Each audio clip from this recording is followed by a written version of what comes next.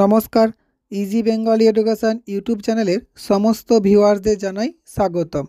आज আমি विद्यासागर यूनिभार्सिटीर सेकेंड सेमिस्टारेर नेशन कल्चर एंड इंडिया नामक एमडिसी पेपारेर गुरुत्वपूर्ण छोटो प्रश्न तुले धरब उत्तर समेत।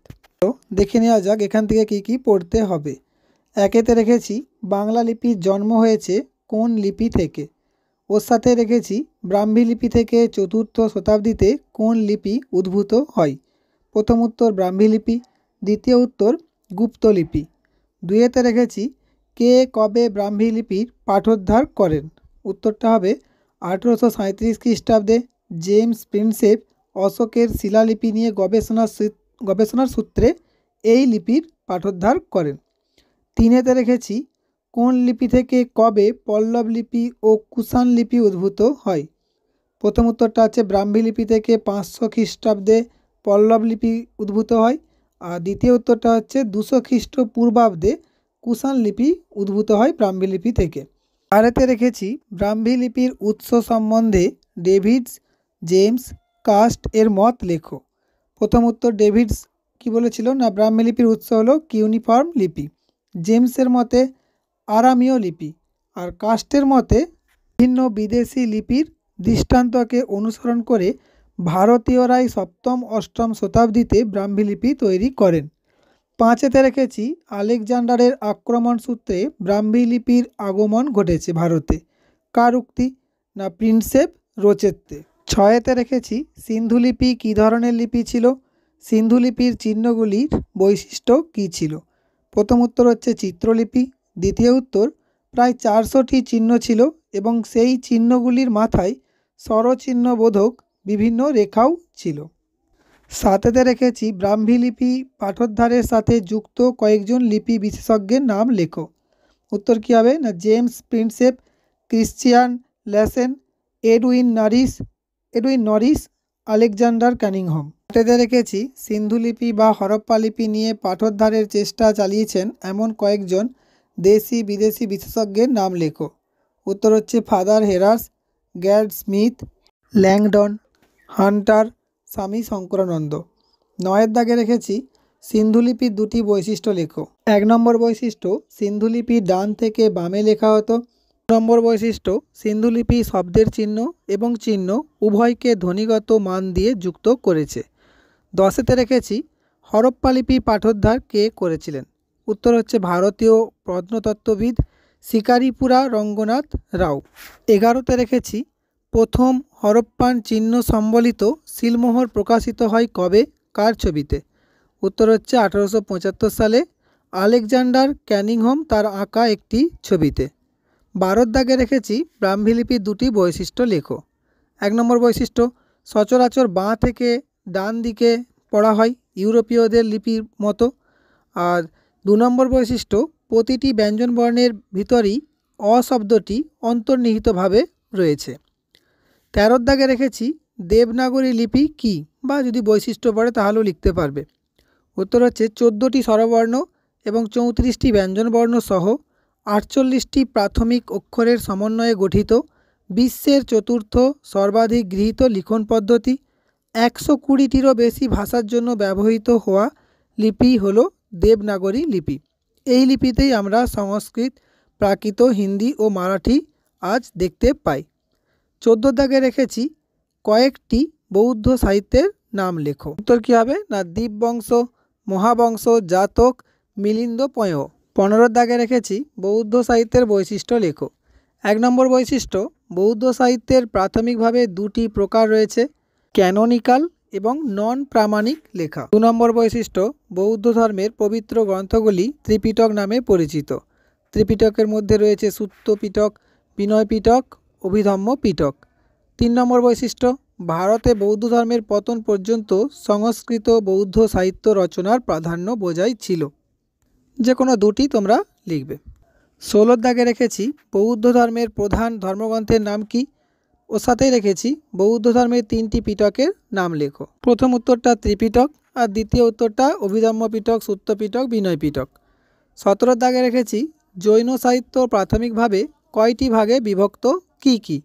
উত্তর কী হবে না দুটি ভাগে, দিগম্বর, শ্বেতাম্বর। 18 দাগে রেখেছি একটি জৈন সাহিত্যের নাম লেখো। উত্তর হচ্ছে হেমচন্দ্রের পরিশিষ্ট পর্ব, জিনসেনের জৈন হরিবংশ, জ্যোতি বৃষভের তিলয়োপন্নতি, ভদ্রবাহুর কল্পসূত্র। 19 দাগে রেখেছি কে কবে অশোকের শিলালিপির পাঠোদ্ধার করেন। উত্তর হবে 1837 সালে জেমস প্রিন্সেপ। 20 দাগে রেখেছি জৈন ধর্মের প্রথম তীর্থঙ্করের নাম কি, তিনি বর্তমানে কি নামে পরিচিত। উত্তর হবে ঋষভনাথ, এটা জৈন নীতি অনুসারে, আর তিনি বর্তমানে আদিনাথ ভগবান নামে পরিচিত। 21 দাগে রেখেছি জৈন ধর্ম অনুযায়ী ত্রিরত্ন কি, ওর সাথে রেখেছি জৈন ধর্মের প্রতিষ্ঠাতা কে। উত্তর হবে সৎ বিশ্বাস, সৎ চেতনা, সৎ আচরণ, এগুলি ত্রিরত্ন। আর প্রতিষ্ঠাতা হচ্ছে বর্ধমান মহাবীর, মানে 24তম তীর্থঙ্কর। 22 দাগে রেখেছি জৈন ধর্মের মূল বক্তব্য কি বা বক্তব্য লেখো। উত্তর হবে জৈন ধর্মমত অনুযায়ী প্রতিটি জীবের মধ্যেই এক অনন্ত আত্মা রয়েছে। জাগতিক কাজকর্মে যুক্ত থেকে এই অনন্ত আত্মাকে অবরুদ্ধ করে রাখে শরীর। আত্মার মুক্তির জন্য তাই যতদূর সম্ভব জাগতিক ক্রিয়াকর্ম থেকে দূরে সরে থাকতে হবে। 23 দাগে রেখেছি জৈনদের প্রধান প্রচারককে কি বলা হতো। ওর সাথেই রেখেছি জৈনদের পবিত্র গ্রন্থকে কি বলা হয়। প্রথম উত্তর হচ্ছে তীর্থঙ্কর, আর দ্বিতীয় উত্তরটি হচ্ছে আগমাস। তীর্থঙ্কর মানে কিন্তু 24 জন শিক্ষককেই বোঝানো হচ্ছে। আচ্ছা, 24 দাগে রেখেছি বৌদ্ধ ধর্মের প্রতিষ্ঠাতাকে, ওর সাথে রেখেছি গৌতম বুদ্ধ নিজের উপলব্ধির পথ খুঁজে বের করার জন্য কোন গাছের নিচে দিনের পর দিন ধ্যান করে কাটিয়েছেন। উত্তর হবে প্রথম উত্তরটা গৌতম বুদ্ধ প্রতিষ্ঠাতা, আর দ্বিতীয় উত্তরটা হচ্ছে পিপল, মানে বোধিবৃক্ষ। আচ্ছা, 25 দাগে রেখেছি বৌদ্ধ যুগে কয়টি মহাযান পদ ছিল, কি কি। ষোড়শ মহাযান পদের কথা বলা হচ্ছে, মানে 16টি। উত্তর কি কি হবে না কাশী, কৌশল, অঙ্গ, মগধ, বৃজি, মল্ল, চেদি, বৎস, কুরু, পাঞ্চাল, মৎস্য, সুরসেন, অশোক, অবন্তী, গান্ধার এবং কম্বোজ। 26 দাগে রেখেছি বৌদ্ধ ধর্মে ত্রিরত্নের অর্থ কী। ত্রিরত্ন কোনগুলো না বুদ্ধ, দ্বিতীয়টা হচ্ছে ধম্ম বা ধর্ম, মানে তার বুদ্ধের উপদেশগুলোকে বলা হয়েছে, আর 3 নম্বর হচ্ছে সংঘ, মানে বুদ্ধের উপদেশ অনুসরণকারী সম্প্রদায়। 27 দাগে রেখেছি জৈন ধর্মের পৃষ্ঠপোষক কারা। উত্তর হবে বিম্বিসার, অজাতশত্রু, অশোক আর উদয়ীন। 28 দাগে রেখেছি ইসলাম ধর্মের মূল কথা কি। ইসলাম ধর্মের 5টি স্তম্ভ লেখো।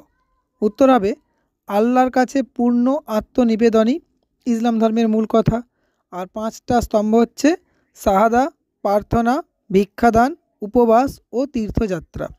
29 দাগে রেখেছি ইসলাম ধর্মের পবিত্র গ্রন্থ কি। ওর সাথে রেখেছি ইসলাম ধর্মের অপর একটি গ্রন্থের নাম লেখো। প্রথম উত্তর হচ্ছে কোরআন, দ্বিতীয় উত্তর হচ্ছে সুন্নাহ। 30 দাগে রেখেছি হিন্দু ধর্মের প্রথম মানব বা হিন্দু ধর্মের আদি পিতা কে। উত্তর হচ্ছে মহর্ষি মনু। 30 দাগে রেখেছি হিন্দু ধর্মের আদি মাতা কে। ওর সাথে রেখেছি হিন্দু ধর্মের প্রধান ধর্মগ্রন্থ বা প্রধান ভিত্তি কি। উত্তর হবে আদিমাতা শতরূপা, এবং প্রধান ধর্মগ্রন্থ বা ভিত্তি হচ্ছে বেদ, মানে ঋগ্বেদ, সামবেদ, যজুর্বেদ, অথর্ববেদ। 32 দাগে রেখেছি বেদ শব্দের উৎপত্তি ও অর্থ লেখো। বেদ শব্দের উৎপত্তি বিদ থেকে, আর এর অর্থ হচ্ছে জ্ঞান। 33 দাগে রেখেছি পুরাণের সংখ্যা কয়টি ও কি কি।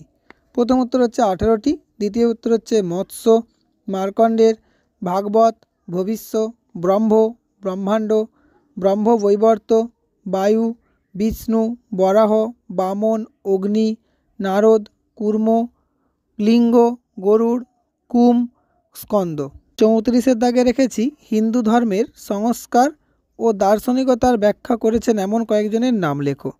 উত্তর হবে শঙ্করাচার্য, রামানুজ, মাধব, রামকৃষ্ণ পরমহংস, স্বামী দয়ানন্দ সরস্বতী। 35 দাগে রেখেছি ইস্টার এবং গুড ফ্রাইডে কোন ধর্মে পালিত হয়।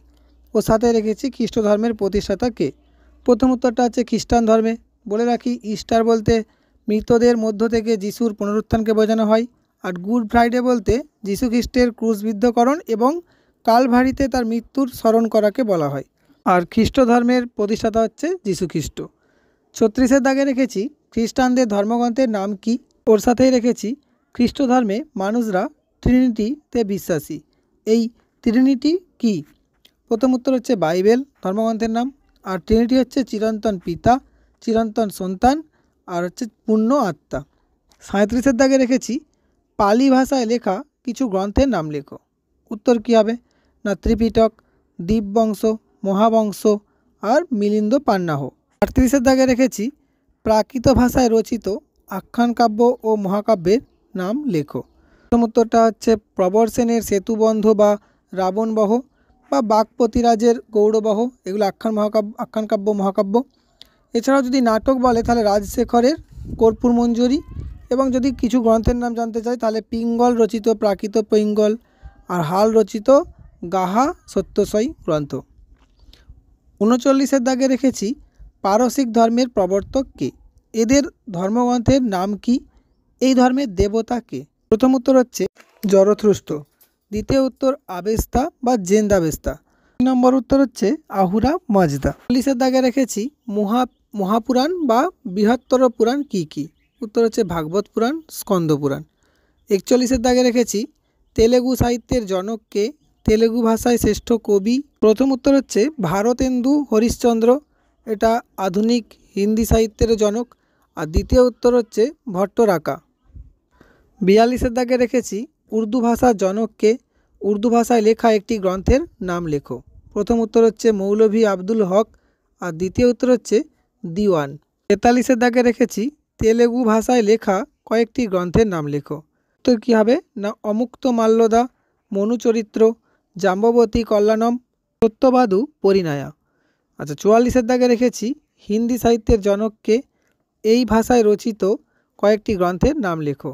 প্রথম উত্তর হচ্ছে ভারতেন্দু হরিশ্চন্দ্র, দ্বিতীয় উত্তর হচ্ছে সুভদ্রাঙ্গী, হিন্দি সাহিত্য কা ইতিহাস আর মহামায়া। 45-এর দাগে রেখেছি কয়েকজন নরমপন্থী ও চরমপন্থী নেতার নাম লেখো। উত্তর হবে সুরেন্দ্রনাথ ব্যানার্জি, দাদাভাই নৌরোজি, গোপালকৃষ্ণ গোখলে, জি সুব্রহ্মণ্য আইয়ার, এগুলো সব নরমপন্থী।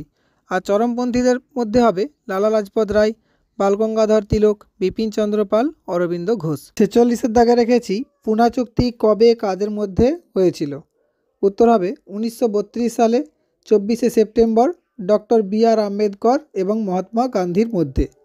47-এর দাগে রেখেছি গান্ধী আরউইন চুক্তি বা দিল্লি চুক্তি কবে কাদের মধ্যে হয়েছিল? উত্তর হবে 1931 সালে 4 মার্চ মহাত্মা গান্ধী ও ভাইসরয় লর্ড আরউইনের মধ্যে।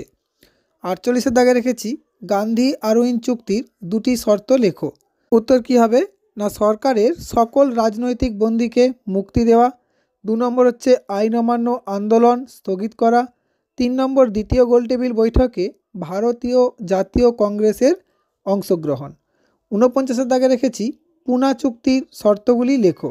1 নম্বর হবে হতাশাগ্রস্ত শ্রেণীর জন্য রাজনৈতিক প্রতিনিধিত্বের সমস্যা সমাধান করা, 2 নম্বর হবে প্রাদেশিক আইন সভাগুলিতে হতাশাগ্রস্ত শ্রেণীর জন্য আসন সংরক্ষণ করা। আচ্ছা, 50-এর দাগে রেখেছি ডান্ডি অভিযান কি? না লবণ আইন ভঙ্গ করার জন্য 1930 খ্রিস্টাব্দে গান্ধী তার অনুগামীদের নিয়ে সবরমতী আশ্রম থেকে গুজরাটের সমুদ্র উপকূলে ডান্ডি গ্রামের উদ্দেশ্যে পদযাত্রা শুরু করে। এই ঘটনা ডান্ডি অভিযান নামে পরিচিত। 51-এর দাগে রেখেছি চৌরি চৌরা ঘটনা বলতে কি বোঝো? উত্তর হবে 1922 খ্রিস্টাব্দে 5ই ফেব্রুয়ারি উত্তরপ্রদেশের গোরক্ষপুর জেলার চৌরি চৌরা নামক স্থানে উত্তেজিত জনতা থানায় অগ্নিসংযোগ করলে 22 জন পুলিশের মৃত্যু হয়। এই ঘটনা চৌরি চৌরা ঘটনা নামে পরিচিত। 52-তে রেখেছি 3 কাঠিয়া ব্যবস্থা কি? উত্তর হবে নীলকররা স্থানীয় কৃষকদের মোট জমির 3/20 অংশ নীল চাষ করতে বাধ্য করেছিল এবং চাষের দ্বারা উৎপন্ন নীল কৃষকরা নীলকরদের কাছে নির্দিষ্ট দামে বিক্রি করতে বাধ্য ছিল। এই ব্যবস্থা 3 কাঠিয়া ব্যবস্থা নামে পরিচিত। 53-এর দাগে রেখেছি রামায়ণের রচয়িতাকে? রামায়ণের কয়টি কাণ্ড কি কি? রামায়ণের শ্লোক সংখ্যা লেখো। উত্তর হবে মহর্ষি বাল্মীকি, দ্বিতীয় উত্তর 7টি কাণ্ড, 1 নম্বরে বালকাণ্ড বা আদিকাণ্ড, অযোধ্যাকাণ্ড, অরণ্যকাণ্ড, কিষ্কিন্ধাকাণ্ড, সুন্দরাকাণ্ড, যুদ্ধ বা লঙ্কাকাণ্ড আর উত্তরাকাণ্ড, এটা প্রক্ষিপ্ত কাণ্ড নামে পরিচিত। আর শ্লোক সংখ্যা হচ্ছে 24,000। 54তে রেখেছি রামায়ণের শ্রেষ্ঠ অনুবাদককে, তার অনুদিত গ্রন্থ কোনটি? উত্তর হবে কৃত্তিবাস ওঝা।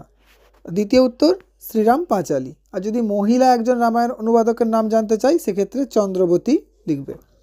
আচ্ছা, 55তে রেখেছি মহাভারতের রচয়িতাকে, মহাভারতের কটি পর্ব কি কি?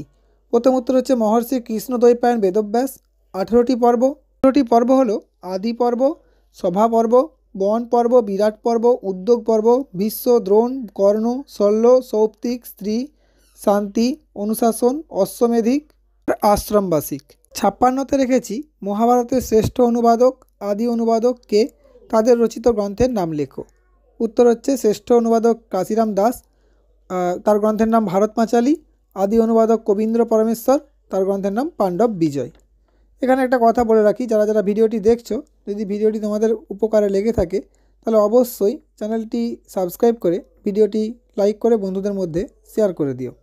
এবং এই পেপারটির খুব গুরুত্বপূর্ণ বড় প্রশ্নগুলি জানার জন্য তোমরা অবশ্যই ডেসক্রিপশান বক্সে দিয়ে থাকা টেলিগ্রাম চ্যানেলের লিঙ্কে গিয়ে জয়েন হয়ে থাকতে পারো। 57 দাগে রেখেছি কে কোন গ্রন্থে ভারতবর্ষকে হিমালয়ের দান বলে উল্লেখ করেছেন? উত্তর হচ্ছে KM পানিক্কর, তার এ সার্ভে অফ ইন্ডিয়ান হিস্টোরি গ্রন্থে ভারতবর্ষকে হিমালয়ের দান বলে উল্লেখ করেছেন। আচ্ছা, 58তে রেখেছি কোন ঐতিহাসিক ভারতবর্ষকে পৃথিবীর সারাংশ বলেছেন? ভারতীয় সভ্যতার মূল সূত্রটি কী? ওর সাথে রেখেছি। প্রথম উত্তরটা হচ্ছে ভিনসেন্ট স্মিথ। দ্বিতীয় উত্তর হচ্ছে বৈচিত্র্য নয় ঐক্য, বিভেদ নয় সংহতি। এটাই ভারতীয় সভ্যতার মূল সুর। 59 দাগে রেখেছি হিন্দুস্তান নামের উৎপত্তি লেখো। প্রথম হচ্ছে সিন্ধু থেকে। আর্যরা সিন্ধুর দন্তেশ্বকে হ উচ্চারণ এবং ধকে দ উচ্চারণ করত, অর্থাৎ সিন্ধুকে হিন্দু উচ্চারণ করত, যা থেকে আমাদের দেশের নাম হয়েছে হিন্দুস্তান। আর একটা হবে, সেটা হচ্ছে অল হিন্দ থেকে, এর অর্থ সিন্ধু নদের ওপারের অঞ্চল। এই হিন্দু থেকেও হিন্দু ও হিন্দুস্তান নামের উদ্ভব। 60তে রেখেছি জম্বুদ্বীপ কাকে বলা হয়, এর অর্থ কী? প্রথম উত্তর হচ্ছে প্রাচীন ভারতকে। দ্বিতীয় উত্তর হচ্ছে জম্বু বৃক্ষের মহাদেশ। 61তে রেখেছি ভারতবর্ষের হিন্দুস্তান নামকরণ করেছিলেন কারা? পারসিকরা ভারতকে কী নামে ডাকত?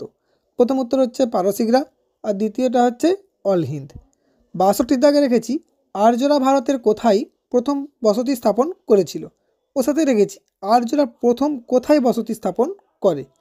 প্রথম উত্তরটা হচ্ছে ভারতের কোথায় না, সপ্ত সিন্ধু অঞ্চলে, আফগানিস্তান উত্তর পশ্চিম সীমান্ত প্রদেশ, পাঞ্জাব, হরিয়ানা উত্তরপ্রদেশের পশ্চিম সীমান্তে। আর দ্বিতীয় উত্তর হচ্ছে আর্যরা প্রথম দক্ষিণ রাশিয়ায় উরাল পর্বতের নিকট অবস্থিত কিরগিজের তৃণভূমি অঞ্চলে বসতি স্থাপন করে। এই 62টা প্রশ্ন তোমরা একটু ভালো করে পড়ে রাখো। আশা করছি এর মধ্যে কিছু প্রশ্ন তোমরা পেয়ে যাবে, কিন্তু এর আরও একটি পার্ট আছে। আমি জানি না পরীক্ষার আগে সেই পার্টটি নিয়ে আসতে পারবো কি না, তবে যদি এই ভিডিওটিতে ভালো রেসপন্স পাই তাহলে দ্বিতীয় পার্টটি নিয়ে আসার চেষ্টা অবশ্যই করব।